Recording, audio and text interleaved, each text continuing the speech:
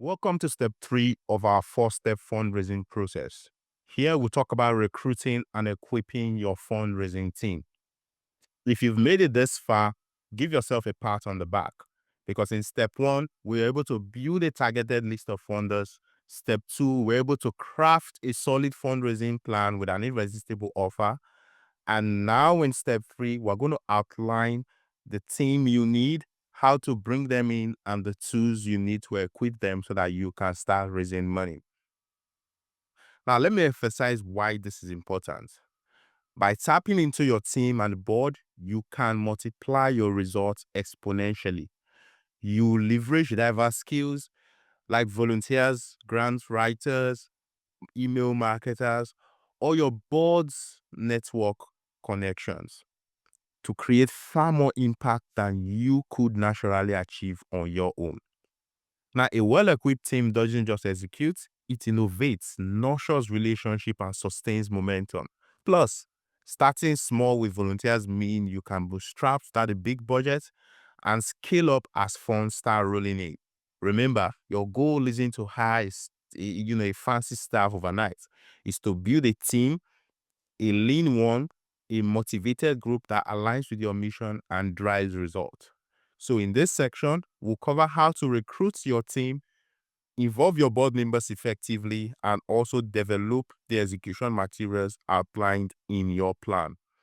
I'll explain each part, its importance, and how to brainstorm it personally. Welcome to step 3 of our fundraising process, recruiting and equipping your fundraising team. Like I'd always say, fundraising isn't a solo sport. It is a team effort. This step is basically all about turning your solo effort into a collaborative powerhouse because you need people to be able to create exponential results. So let me emphasize why this is crucial. By tapping into your team and board, you can multiply your result exponentially.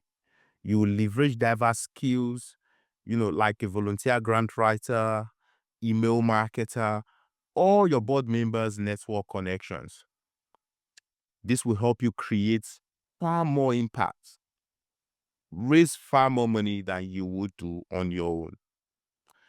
The good news is if well-equipped fundraising team does not just execute, it also innovates, nurtures relationship, and sustains momentum. Plus, starting with volunteers means you can bootstrap. You can start, with little or no money. And as you grow, you can begin to scale upwards, bringing in a more full-time staff.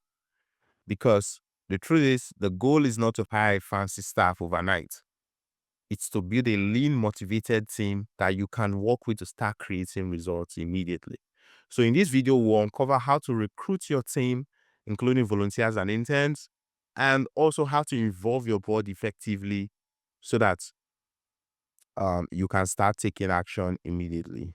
I'll explain each part, its important, and how to brainstorm around it personally. Then we'll discuss how to use AI to refine your team roles, create those materials quickly and professionally.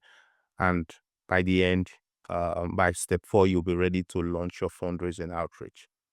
So let's start with recruiting your fundraising team. From step 2, we already outlined the skill set you need to execute your fundraising plan.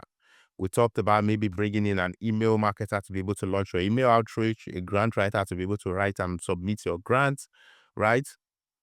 We'll talk about that. We also talked about your role in, engaging with donors and prospects on a one-on-one level, giving them that confidence to be able to support your mission. The good thing is, you can start with volunteers if you do not have the resources to, bring in staff as at this time.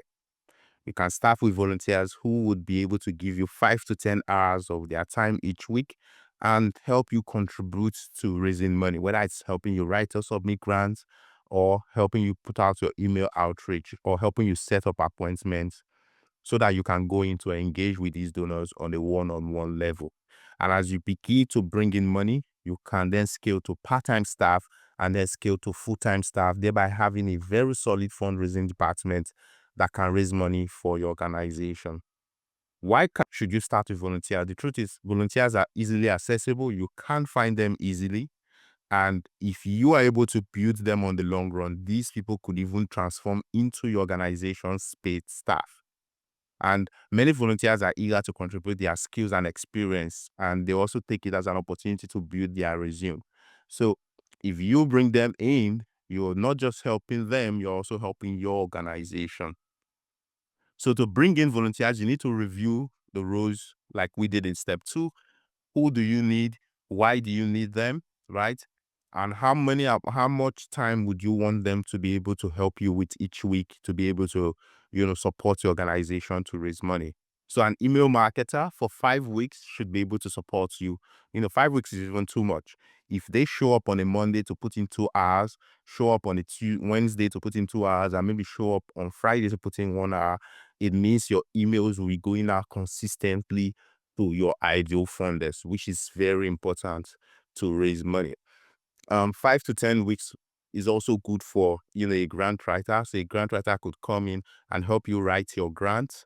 And the good thing is they just don't write it and submit. They could write it and submit it to you. You review it, you improve on it before they send it out.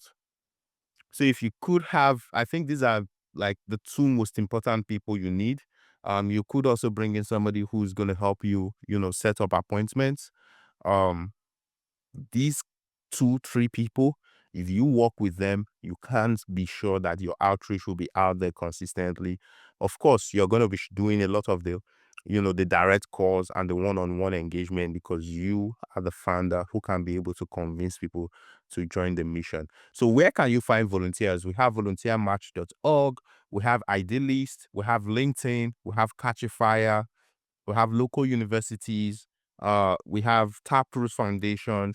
These platforms can help you find quality volunteers with experience that can be able to support your organization.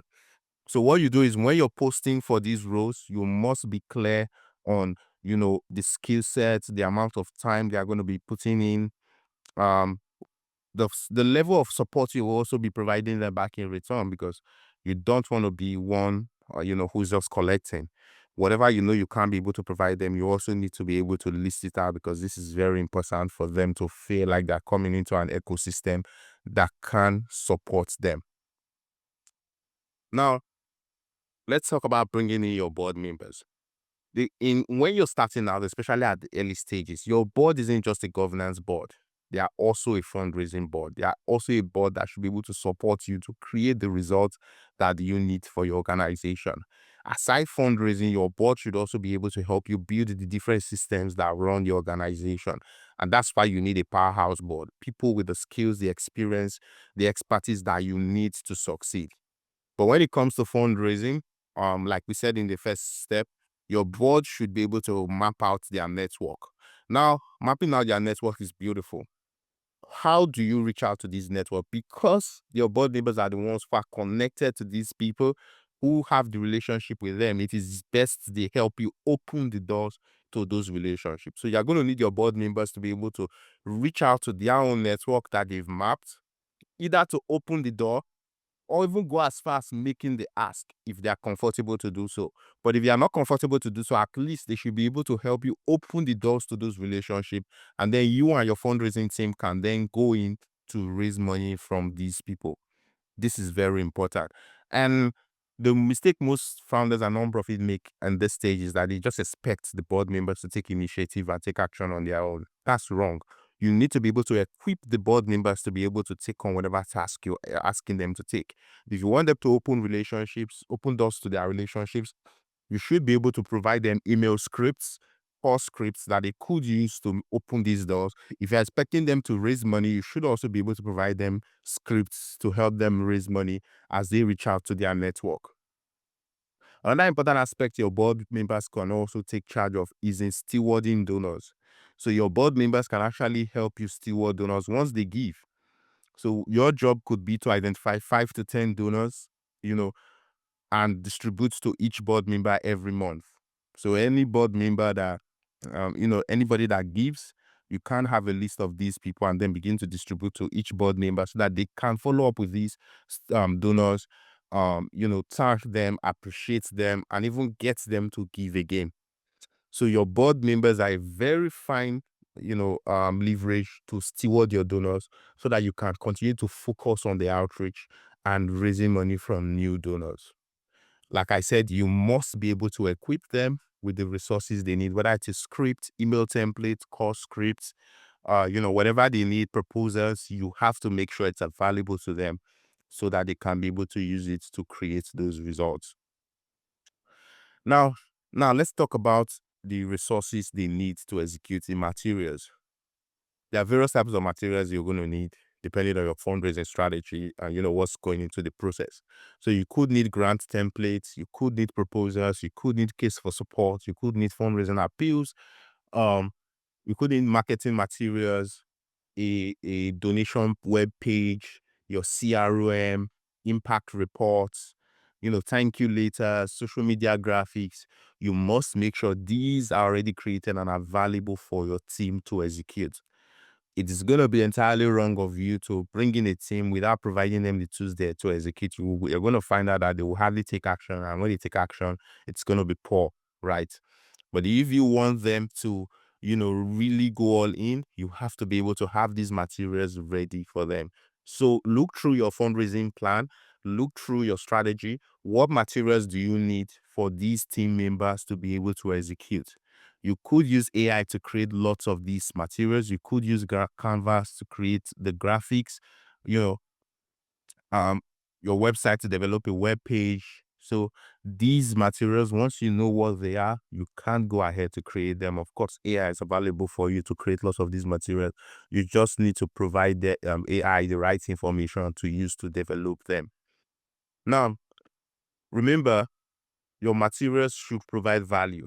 They should focus on stories, data, funders' benefits, and not just the ask. When you're creating your materials, it shouldn't just be about asking. It should be about educating them, providing them more information, showing impactful stories, showing what they benefit by supporting you. This is how you get your materials to be able to, create the results that you have, that you want. So let's put it all together. Aim to bring 3 to 5 team members, volunteers that are going to work with you over the next 2 weeks. Develop the core materials you need. Once you bring them in, the first task you all should do together is developing those materials, right? Provide your board members the tools they need to execute, and then get ready for the last step, which is where you launch your fundraising outreach. And not just launch your fundraising outreach, but also follow up and also steward your donors, which we're going to be talking about once we get into the step 4 of the process. I'll see you in step 4. If you have any question, email me. If you need any support, reach out to me. I'll be happy to help you.